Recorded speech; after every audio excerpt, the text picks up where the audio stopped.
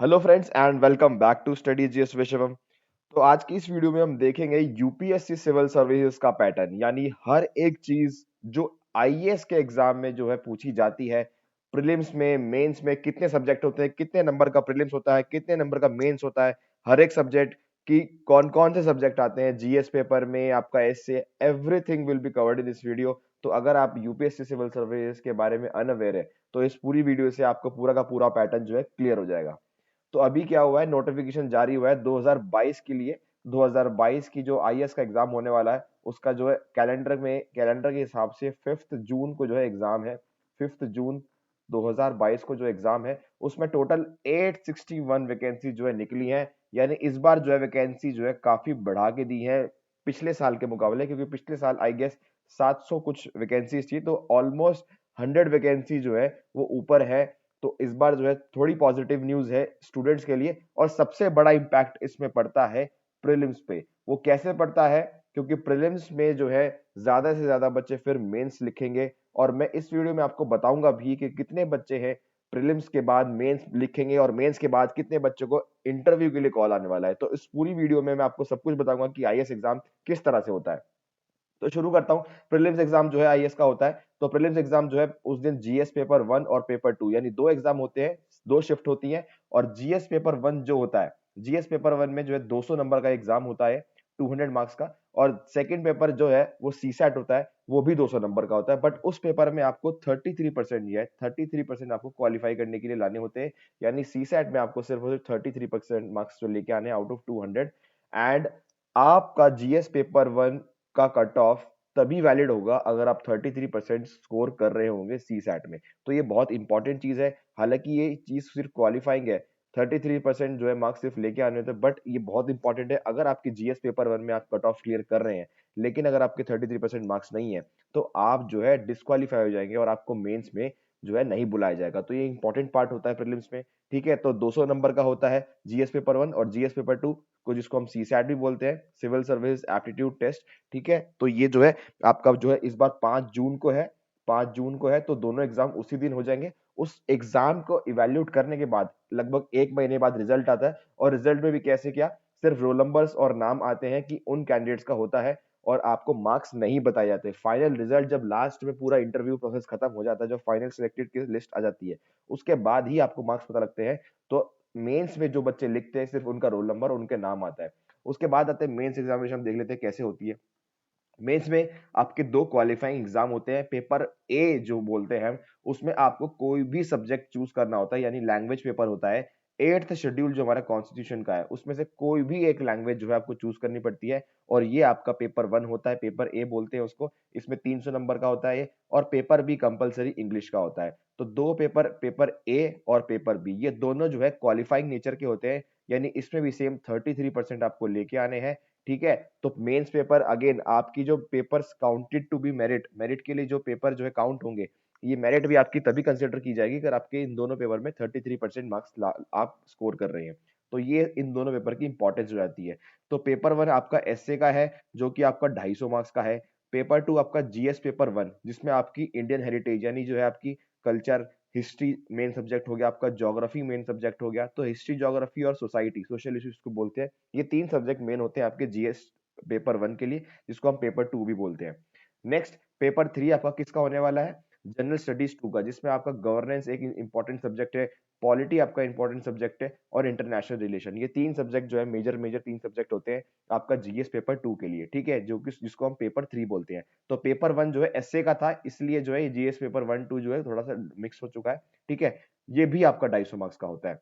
Paper 4 आपका GS 3, इसमें क्या होता है, साइंस एंड टेक्नोलॉजी, इकोनॉमिक्स होता है आपका, इन्वायरमेंट होता है, and security and disaster management. ये सारे के सारे अलग अलग टॉपिक्स हैं, अलग अलग सब्जेक्ट है, और इसका भी 250 नंबर का एक आपका एग्जाम होता है। पेपर 5 आपका जीएस पेपर 4, यानी एथिक्स, इंटीग्रिटी एंड एप्टीट्यूड। तो एथिक्स का पेपर पूरा होगा आपका होली हार्टेडली जो है इसमें लिया जाता है। 250 मार्क्स का जो है एथिक्स का एग्जाम होता है। तो ये आपके 5 पेपर हो गए। ठीक है, उसके बाद आपको कोई भी ऑप्शनल सब्जेक्ट चूज करना पड़ता है। ऑप्शनल की पूरी लिस्ट है, उसमें आपको अपना ऑप्शनल सब्जेक्ट करना पड़ेगा। ठीक है, आपको चूज करना होता है, और अभी आप जो एग्जाम जो है विंडो खुली हुई है आपकी, और अभी आपको बताना पड़ेगा कि ऑप्शनल आप क्या चूज करेंगे। ठीक है। इसके लिए आपको प्रीलिम्स के बाद जब मेंस बुलाया जाएगा तब इसमें जो है एडिट करने का ऑप्शन नहीं होता। तो ऑप्शनल सब्जेक्ट आपका क्या है, वो आपको फिलहाल ही यानी जो अभी आपकी जो विंडो है ओपन हुई हुई है उसी में आपको अपना ऑप्शनल सब्जेक्ट बताना होगा। तो ऑप्शनल के 2 पेपर होते हैं, पेपर 1 एंड पेपर 2। ये आपके 250 मार्क्स ईच होते हैं। तो ऑलमोस्ट तो आपका 500 मार्क्स का आपका ऑप्शनल सब्जेक्ट हो जाता है। उसके बाद आपका इन इन सबको मिलाकर टोटल रिटन टेस्ट होता है आपका 1750 मार्क्स का। 1750 मार्क्स में आपकी पूरी मेरिट बनती है। और मेरिट के बाद जो बच्चे जो है क्लियर करते हैं उसके बाद उनको इंटरव्यू के लिए बुलाया जाता है, जो आपका पर्सनैलिटी टेस्ट के नाम से जाना जाता है। ठीक है, इसको पर्सनैलिटी टेस्ट बोलता है, यूपीएससी इंटरव्यू नहीं होता है। ठीक है, और ये आपका 275 मार्क्स का होता है। तो in total at the end आपका 2025 मार्क्स में से आपको जितने मार्क्स मिलेंगे उसके हिसाब से आपको जो है पोस्ट जो है लोकेट होंगी। या आप आईएएस बनोगे, या फिर आईपीएस बनोगे, या फिर आप इंडियन फॉरेन सर्विस मिलेगी आपको, या फिर इंडियन फॉरेस्ट सर्विस मिलेगी, या फिर आपको इंडियन रेवेन्यू सर्विस मिलेगी। ठीक है, ये सारी पोस्ट जितनी भी वैकेंसी जो है निकलती हैं ये सारी आपकी रैंक के हिसाब से होती है कि आपको कितनी अच्छी रैंक मिली है। और रैंक के बाद आपको प्रेफरेंस मिलती है आपको। ठीक है, आपकी प्रेफरेंस पूछी जाती है। तो वो सब आपको जो है उसके हिसाब से आपको पोस्ट मिलती है। ठीक है, तो 2025 मार्क्स का इन टोटल होता है, जिसमें आपकी 1750 का रिटर्न हो गया, रिटर्न यानी मेंस। ठीक है, और 275 का आपका इंटरव्यू हो गया। इसके बाद चलते हैं, तो इस बार जो आपका सिविल सर्विस का एग्जाम होने वाला है प्रीलिम्स का उसके कुछ सेंटर्स ये हैं। ठीक है, बहुत ही कम जगह पे जो है इसका प्रीलिम्स एग्जाम होता है, यानी हर एक सिटी में नहीं होता। तो ये पूरी लिस्ट आप देख लेना, ठीक है, वीडियो पॉज करके, कि आपको कौन सी सिटी में एग्जाम देना है। ठीक है, इसके बाद ये मेन सेंटर होने वाले हैं यूपीएससी के। तो अगेन वीडियो पॉज करके आप देख सकते हो कि आपको मेन सेंटर कौन सा भरना है। तो ये आपके मेन सेंटर्स हो गए। उसके बाद एलिजिबिलिटी कंडीशंस क्या होती है कि आप एलिजिबल हो या नहीं हो। ठीक है, तो आईएएस के लिए और आईएफएस के लिए और इंडियन पुलिस सर्विस, ये तीन आपकी ऑल इंडिया सर्विस बोलते हैं इसको। ऑल इंडिया सर्विस, ये ऑल इंडिया सर्विस कौन सी है, आईएएस, आईपीएस और इंडियन फॉरेस्ट। ठीक है, तो ये तीन के लिए आपको सिटीजन ऑफ इंडिया होना जरूरी है।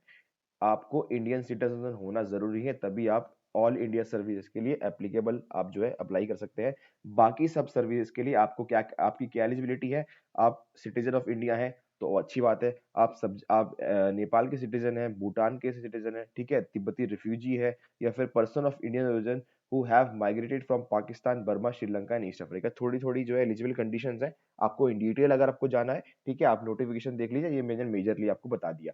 उसके बाद देखी जाए तो एज लिमिट की बात आती है। तो एज लिमिट क्या होती है, तो 21 ईयर्स इज मिनिमम ईयर, यानी 21 साल से पहले आप नहीं दे सकते। और आप जनरल कैंडिडेट हो तो 32 ईयर्स के बाद नहीं दे सकते। यानी जनरल कैंडिडेट के लिए 21 ईयर तो सबके लिए है, एससी एसटी ओबीसी जनरल सबके लिए, तो मिनिमम एज तो आपकी 21 ईयर्स हो गई। तो मैक्सिमम एज आपकी जनरल कैटेगरी की 32 ईयर्स होती है। तो इसको अगर इन टर्म्स ऑफ एग्जैक्टली बताया जाए तो 1 अगस्त 2022 के हिसाब से इस बार देखा जाएगा कि 1 अगस्त 2022 तक आपकी क्या एज बन रही है। ठीक है, तो इसको देखा जाए तो 2 अगस्त 1990, यानी इससे पहले के जो जो डेट ऑफ बर्थ जिसकी इससे पहले की है वो एलिजिबल नहीं है। ठीक है, अगर आप जनरल कैटेगरी से हो। और 1 अगस्त 2001 आपकी डेट ऑफ बर्थ जो है इसके बाद की नहीं होनी चाहिए। ठीक है, ये तो फिर हर एक कैटेगरी के लिए एप्लीकेबल होगा। ठीक है, तो ये मैंने आपको डेट्स बता दी। ठीक है, आपकी रिलैक्सेशन मिलती है आपको age wise. For example SC को और एसटी को आपको 5 साल की रिलैक्सेशन है, यानी 32+5 37 ईयर्स तक आप जो है ये एग्जाम लिख सकते हो। Up to 3 years for OBC, OBC के लिए 3 इयर्स, यानी 32+3 35 ईयर्स तक ओबीसी कैंडिडेट जो है इस एग्जाम को लिख सकता है। और अलग अलग कैटेगरीज के लिए जो है मैंने यहाँ पे लिखा हुआ है, अगर आप किसी और कैटेगरी में बिलोंग करते हो तो आप ये सब जो रीड कर सकते हो। उसके बाद देखा जाए तो नंबर ऑफ अटेम्प्ट्स कितने मिलते हैं, number of attempts SC ST को अनलिमिटेड है, यानी वो 37 एज तक आपको बस एज जो है आपकी होनी चाहिए। 37 एज तक आप जो है कितने भी अटेम्प्ट दे सकते हो उसमें। ओबीसी को जो है कैप है, 9 अटेम्प्ट आप दे सकते हो टिल द एज ऑफ 35, 35 साल की उम्र तक आपको 9 अटेम्प्ट देने हैं। ये आपकी नंबर ऑफ अटेम्प्ट्स है। और जनरल कैटेगरी के लिए आपको 6 अटेम्प्ट मिलते हैं, जनरल कैटेगरी के लिए 6 अटेम्प्ट मिलते हैं। ठीक है, उसके बाद फीस की बात की जाए तो इस बार जो फीस होने वाली है वो 100 रुपीज होनी चाहिए, 100 रुपीज होने वाली है फॉर ओनली जनरल कैंडिडेट्स। आप अगर फीमेल हो, even if you are general candidate हो आप, और आप फीमेल हो, तो आपको फीस देने की जरूरत नहीं है। आप एससी हो, एसटी हो और पर्सनल विद डिसेबिलिटी, अगर आपको कोई डिसेबिलिटी है तो आपको कोई फीस देने की जरूरत नहीं है। सिर्फ और सिर्फ बॉयज जनरल कैंडिडेट को जो है 100 रुपीज फीस देनी है। ठीक है, तो ये आपकी फीस हो गई। और आपकी जो लास्ट डेट होने वाली है तो वो है 22 फरवरी 2022 और टिल 6 PM। ये बहुत इंपॉर्टेंट होने वाली है क्योंकि बच्चे जो सोचते हैं कि रात के 12 बजे तक जो है आप अप्लाई कर सकते हैं, बट यूपीएससी ने साफ लिखा हुआ है कि 6 बजे तक, यानी 22 को 6 बजे तक ही सिर्फ जो इससे पहले पहले आपको जो है इस फॉर्म को भरना है।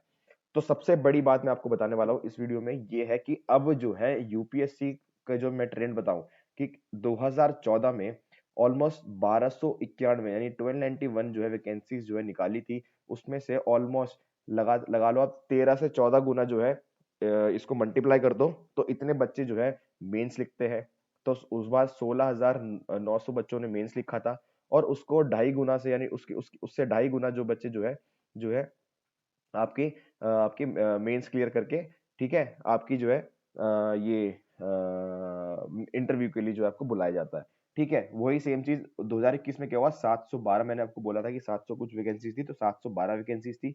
ठीक है, इसके बाद आपको मेंस प्रीलिम्स मेंस के लिए कितने बच्चे जो है सेलेक्ट हुए, 9,214। ठीक है, और इसके बाद जो है इंटरव्यू के लिए 1830 बच्चों को जो है इंटरव्यू के लिए कॉल आया। तो इसी के ट्रेंड के बेस पे इस बार जो है 861 वैकेंसी है, तो ऑलमोस्ट 12,000 बच्चों को जो है इस बार मेंस के लिए बुलाया जाएगा, 12,054 टू बी एग्जैक्ट, एंड 2240 बच्चों को जो है इस बार इंटरव्यू के लिए जो है क्वालिफाई किया जाएगा मेंस होने के बाद। तो ये ट्रेंड के हिसाब से जो है इस बार थोड़ी पॉजिटिव न्यूज है, क्योंकि आपको प्रीलिम्स में थोड़ी सी जो है रिलैक्सेशन मिल जाएगी, क्योंकि ज्यादा बच्चों को उनको एडमिट करना है, तो इस बार की कट ऑफ शायद थोड़ी सी रिलैक्सेशन मिल जाए। ठीक है, तो इसलिए थोड़ा पॉजिटिव न्यूज होता है कि जब भी आपकी वैकेंसीज, नंबर ऑफ वैकेंसीज बढ़ती हैं तो आपको प्रीलिम्स में फायदा होता है, बिकॉज बिकॉज उनको मेंस में फिर ज्यादा कैंडिडेट्स बुलाने होते हैं, तो इसलिए कट ऑफ थोड़ी सी रिलैक्स हो जाती है। तो इसलिए ये फायदा जो है इस बार मिलने वाला है। तो अगर आप जो है इस एग्जाम की तैयारी कर रहे हैं तो ऑल दी वेरी बेस्ट। ठीक है, तो ये सब पूरा था। और जिसको भी एग्जाम के बारे में, इसके बारे में जो है जानकारी नहीं थी, तो आई होप ये सब वीडियो देखने के बाद आपको पूरी जानकारी मिल गई होगी। सो थैंक यू फॉर वॉचिंग। और आपका कोई भी डाउट होता है तो आप कमेंट बॉक्स में ऑब्वियसली पूछ सकते हैं, कि अगर आपको कुछ भी पूछना हो एग्जाम से रिलेटेड तो ऑब्वियसली आप जो है कमेंट सेक्शन में अपना डाउट पूछ सकते हैं। I will get back to that doubt. ठीक है, so thanks for watching this channel. And अगर आप नए हैं चैनल पे तो आप सब्सक्राइब कर सकते हैं इस चैनल को, और आपको स्टडी मटेरियल जो है मिलेगा हर एक कॉम्पिटेटिव एग्जाम्स के लिए। And also you can consider joining my Telegram channel, जहाँ पे आपको क्विजेस एंड स्टडी मटेरियल आपको दिया जाता है, एंड ऑल दी अपडेट्स जो है आपको वहाँ पे दी जाती हैं। इसका लिंक मैं डिस्क्रिप्शन बॉक्स में दे दूंगा। So thank you for watching and see you in the next video.